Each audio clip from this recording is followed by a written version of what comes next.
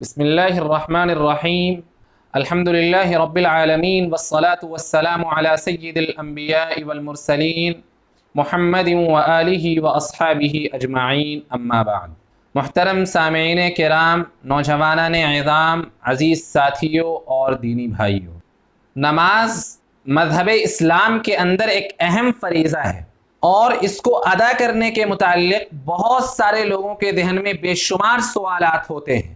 کہ نماز میں ہماری نگاہ کہاں ہونی چاہیے، نماز میں دونوں پیر کے درمیان کتنا فاصلہ ہونا چاہیے، تکبیرات جو ہم نماز کے اندر کہہ رہے ہیں وہ کہنا فرض ہے یا سنت ہے۔ اس طرح کے اور بھی سوالات عموماً لوگوں کے ذہن میں ہوتے ہیں۔ تو یہ جو 3 سوالات ہوتے ہیں، آج آپ حضرات کے سامنے میں چاہتا ہوں کہ ان 3 سوالات کا حل پیش کروں۔ سب سے پہلا سوال لوگوں کے ذہن میں یہ ہوتا ہے کہ نماز میں ہماری نگاہ کہاں ہونی چاہیے۔ تو اس سلسلے میں یہ بات ذہن نشی کر لیجئے کہ جب ہم قیام کی حالت میں ہوں، یعنی کھڑے ہوں، امام تلاوت کر رہا ہو اور مقتدی حضرات سن رہے ہوں، یا تنہا بھی نماز اگر پڑھ رہے ہیں اور ہم تلاوت کر رہے ہیں، کھڑے ہیں، تو ایسے موقع پر ہماری نگاہ سجدے کی جگہ پر ہونی چاہیے،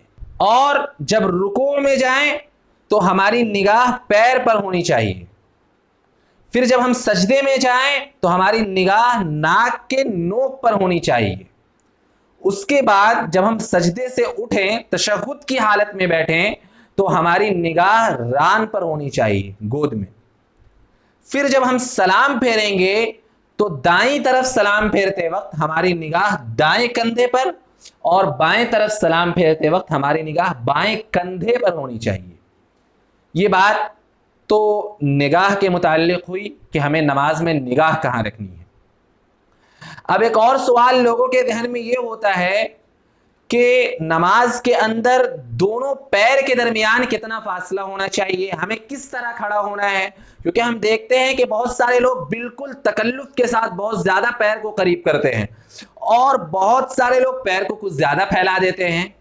تو اس سلسلے میں یہ بات ذہن نشی کر لیجئے کہ مستحب یہ ہے، بہتر یہ ہے کہ دونوں پیر کے درمیان 4 انگشت کا، 4 انگلی کا فاصلہ ہو، یہ مستحب ہے۔ اگر آپ اس طرح آسانی کے ساتھ کر سکتے ہیں تو بہت ثواب ہے، اللہ کا شکر، بہت بہتر۔ لیکن اگر پریشانی ہو رہی ہے، کسی کے صحت زیادہ ہے، کوئی موٹا آدمی ہے، وہ آسانی کے ساتھ کھڑا نہیں ہو سکتا ہے، 4 انگل کے برابر فاصلہ نہیں رکھ سکتا ہے، تھوڑا پیر اس کا زیادہ پھیلا ہوا رہتا ہے، تو کوئی حرج نہیں ہے، نماز کے اندر کوئی فرق نہیں آئے گا، آپ کی نماز ہو جائے گی۔ لیکن ایک وقار کے ساتھ، سنجیدگی کے ساتھ ہمیں کھڑے رہنا ہے، جتنا نارملی حالات میں ہم لوگوں سے بات چیت کرتے ہوئے کھڑے رہتے ہیں۔ یہ بات تو ہوئی نماز کے درمیان پیروں میں کتنا فاصلہ ہونا چاہیے۔ ایک تیسرا سوال لوگوں کے ذہن میں یہ ہوتا ہے کہ نماز کے اندر جو تکبیرات کہی جاتی ہیں،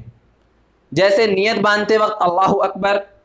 اس کے بعد پھر رکوع میں جاتے وقت اللہ اکبر، سجدے میں جاتے وقت اللہ اکبر، سجدے سے اٹھتے وقت اللہ اکبر، یہ ساری تکبیرات کی شرعی حیثیت کیا ہے، پڑھنا فرض ہے یا سنت ہے؟ تو اس سلسلے میں یہ بات جان لیجئے کہ تکبیر تحریمہ، یعنی پہلی تکبیر اللہ اکبر کہتے ہوئے جو ہم نیت باندھتے ہیں اور نماز کے اندر داخل ہوتے ہیں، یہ تکبیر کہنا فرض ہے، امام کے ذمے بھی، مقتدی کے ذمے بھی۔ اگر امام نے تکبیر تحریمہ کہی اور مقتدی نہیں کہہ سکا، بھول گیا یا اس سے چھوٹ گیا، تو اس کی نماز نہیں ہوگی، دوبارہ اس کو نماز پڑھنی ہوگی، کیونکہ فرض کے چھوٹ جانے سے نماز نہیں ہوتی ہے۔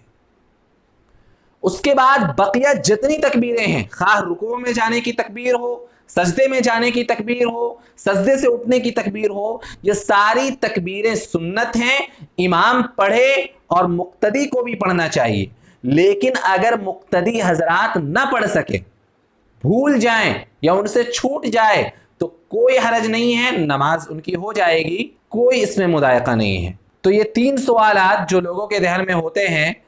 سب سے پہلا سوال کہ نماز میں نگاہ کہاں ہونی چاہیے، دوسرا سوال کہ نماز میں دونوں پیروں کے درمیان کتنا فاصلہ ہونا چاہیے، اور تیسرا سوال کہ نماز کے اندر جو تکبیرات کہی جاتی ہیں ان کی شرعی حیثیت کیا ہے۔ ان تینوں سوال کا حل آپ حضرات کے سامنے میں نے پیش کرنے کی کوشش کی۔ اللہ تبارک و تعالیٰ سے دعا ہے کہ اللہ رب العزت نیک کام کرنے کی توفیق عطا فرمائے، نماز میں دل لگائے اور خوب اخلاص کے ساتھ نماز پڑھنے کی توفیق عطا فرمائے۔ آمین۔ وآخر دعوانا ان الحمد للہ رب العالمین۔